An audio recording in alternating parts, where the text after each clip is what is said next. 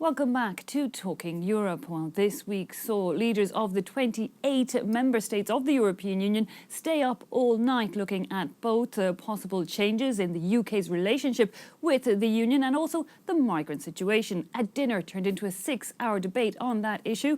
Austria announced that it wanted to put caps or limits on the number of asylum applications it accepts, and Italy warned Eastern countries that they needed to show more solidarity. Well, to tell us more about all of that, we're joined now by Italian Undersecretary of State, Mr. Sandro Gozi. Mr. Gozi, thanks so much for your time and being with us. Thank you. Can I start with that? We had 6 hours of talks. What came out of it was this 2-page document. It is back and front, but really nothing really new. I mean, it's once again pledging to work together, once again pledging to move forward on plans. Is there any reason to believe that now we might actually see action? Well, you touched the real point. It is clear that this summit, notably on migration, was a summit to discuss when, and for us should be yesterday, we start to implement our commitment and our agreement, and that is the key point. I mean, since October, if I'm not mistaken, Europeans are supposed to implement an agreement on migration, and the implementation is still too slow. We are doing our part with the hotspot, but the relocation mechanism is nowhere. And return policy, which should be run more and more by European Union itself, is not effective enough. We haven't started. We are doing return at national level. Italy, the country was done the most of the return in comparative terms in the recent months, but this also should be a European task. So this was to say, it is time for implementation. But we still didn't put a date on it. There's talk of another migration summit with Turkey, because indeed in this conclusion we're being told that the joint action plan with Turkey is still very much the way forward for the European Union. Another summit with the Turkish Prime Minister, hopefully at the start of March. Are we going to wait again? No, the Turkish EU plan is a key part of our strategy, because it is clear that you have to stop the flows at the origin, and at the moment, notably along the Balkans, the flows comes from Turkey, and we have certainly to foster our effort to ensure the full implementation of the EU-Turkey plan. That is a part of the story. The other part of the story is finally to start to implement the agreement that we reached, and that is still not being implemented. In March, we will have to put on the table not only the response to the emergency, but the proposal for a new European policy. That is going to be very complicated, but as complicated as necessary, because it is clear that we need to revise our common rules, and we need a new asylum policy. We need to build up a truly European common asylum system, and that will be the main issue in March. There is another point which is certainly positive, the fact that clearly by the end of the Dutch presidency semester, the leaders want to reach an agreement on the European police or European border police. Okay. And that certainly is something very important, and something that is fully consistent what Europe should do, because there is a problem here. Because let's look at, given the Turkish situation first as one element, the EU pledged to give 3 billion to Turkey in the bid of improving the situation there for refugees, most of them really from Syria. That money hasn't really been handed over yet. Italy was one of the countries that didn't want to pay in. They didn't think it was something national governments in the Union should go with. Now I believe you've started to pay into that, but are we actually once again seeing movement? When will things get rolling? No, it wasn't a question of money. It was a question of rules and of coherence. We wanted to put it clear that the national contribution shouldn't be counted as a public debt in the light of the Stability and Growth Pact. And now we have received the confirmation, and we think that this should apply not only for the money spent to manage and stop the flows from Turkey, but also for the money already spent and that we are spending to manage the flows in the Mediterranean. That was the main point of Italy. It has never been in question not to help the Turks or not to cooperate with our European partners. We have been the country has done the most on migration, and for the most of the time on our own. And finally, Europe 1 year ago came on our position. Now we want to see those positions fully implemented. And we're seeing some action from certain EU countries starting to go it alone. Austria announced that it wanted to put a limit on the number of asylum requests it receives, 80 per day. Shona Bhattacharya reports. Beefing up its borders, Austria is introducing tough new measures to stem the flow of migrants.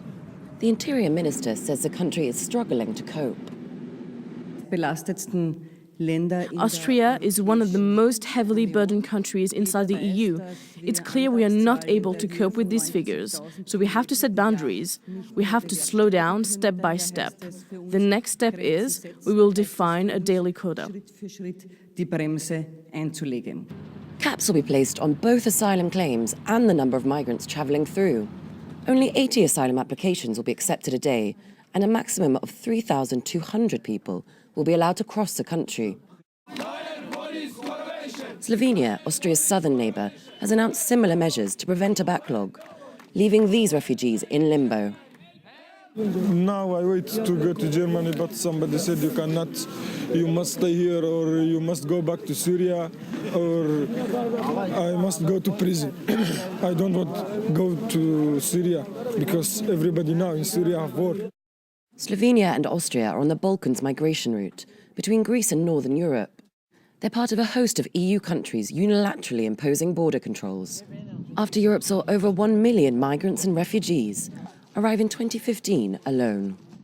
So, Mr. Gozi, how do you react to that decision by Austria? Do you find it acceptable? Well, we are concerned. We are concerned, certainly, on Austria. It is a common border between Italy and Austria, but we are much more concerned about the general European situation. We think that Schengen means freedom. Schengen means Erasmus for the young people. And to renounce to our freedom, we don't see how to renounce to our freedom can really increase our security when the security problems do not come from the freedom of circulation. So certainly we want to preserve Schengen, and certainly we want everything we can not to renounce to Schengen, but to enhance Schengen, to strengthen Schengen. And this is why we are so keen in the European Border Police, and we are also keen on strengthening our cooperation between countries and between police. So how do you react then? Because Greece has also been put under pressure about its borders, pretty much being accused of not doing enough to secure them. It's got till mid-May to prove to the other member states of the European Union that they are secure. Do you think it's unfair, the amount of pressure being put on Greece? It is very high, the amount of pressure put on Greece, but it is very high the number of refugees and very high the emergency that we are dealing with. We are convinced that when a country is in difficulty, you have to show solidarity. You don't have to point it out. Kicking out of Schengen, for you, it's not an option. When you have a problem as a member state, you have to do your best, but you need also to receive solidarity. Europe doesn't work if it thinks that kicking out a country is a solution. And indeed, on the migrant situation, I don't know if we've seen much solidarity across the European Union. Italy, as you were saying, one of the countries that really had to deal with that influx of people. What are the numbers of arrivals like at the current stage?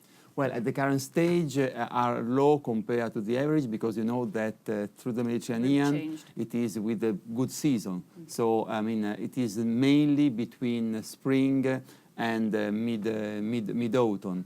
But certainly with open crisis in Syria, with the Libyan issue, there will be a further increase in the flow in the Mediterranean, and this is why we insist so much to go fast in the development of truly common policies, because it is clear that national solutions are useless. And we heard there from your Prime Minister, Matteo Renzi, really looking at Eastern countries in Europe, saying that they needed to do more, they needed to be more solidarity, or Western countries in Europe, he said, would start to be less solidarity with the handout of money.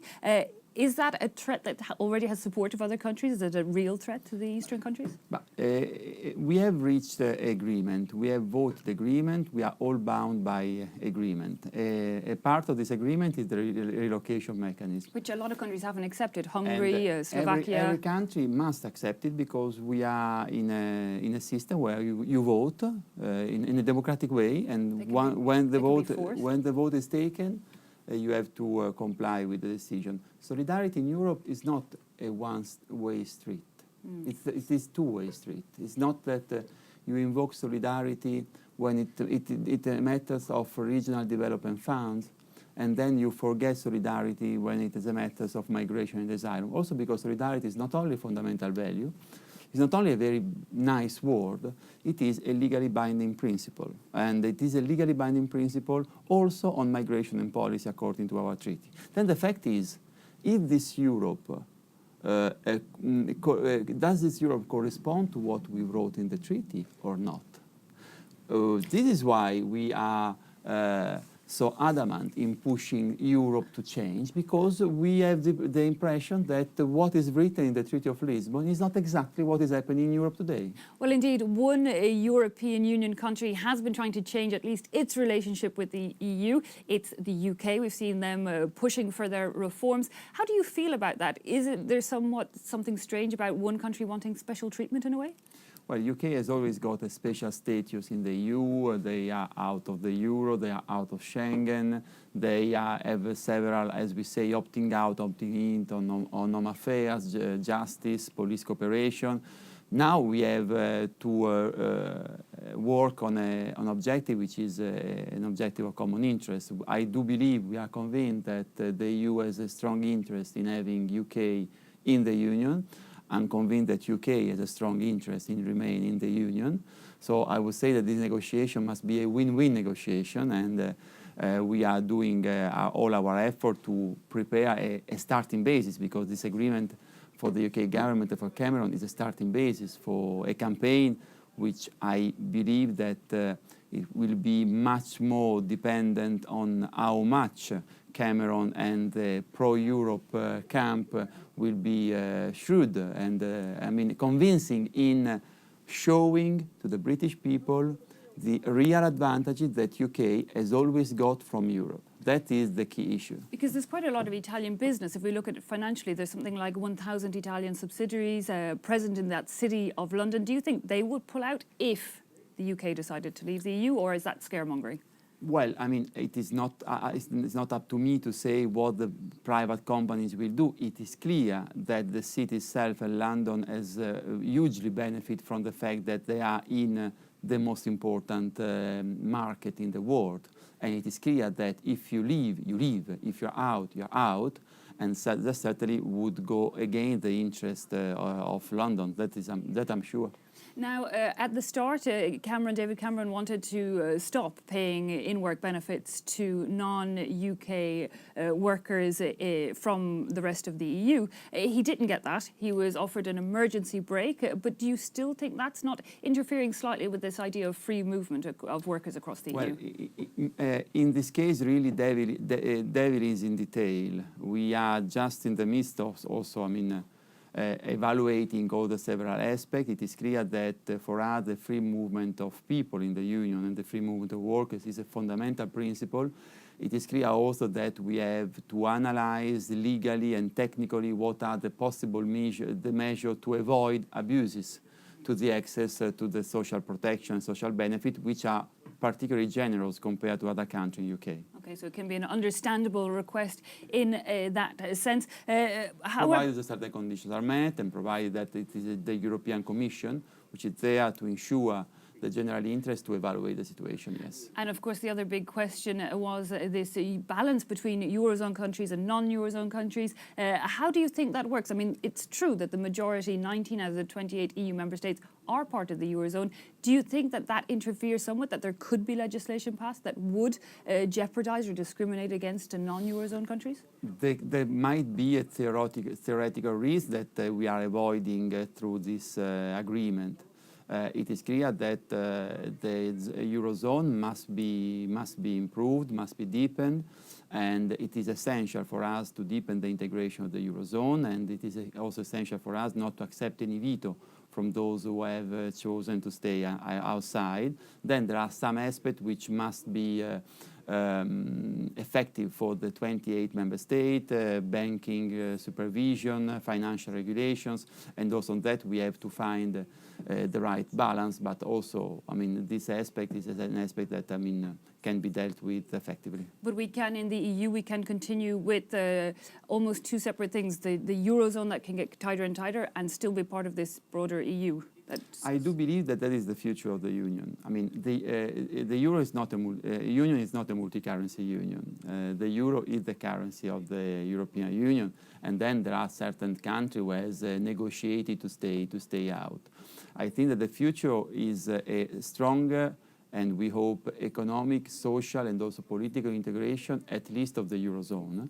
And it is clear that this must be go hand in hand with the flexibility required to living together in a Europe which is organized around a deepened Eurozone and a wider single market. That, in my view, is the way forward. It sounds like a possible way forward in any case, if not a delicate balance nonetheless. Mr. Gozi, thank you so much for your time and joining us here on Talking Europe. That brings us to the end of this week's show. Do take care and see you again next time.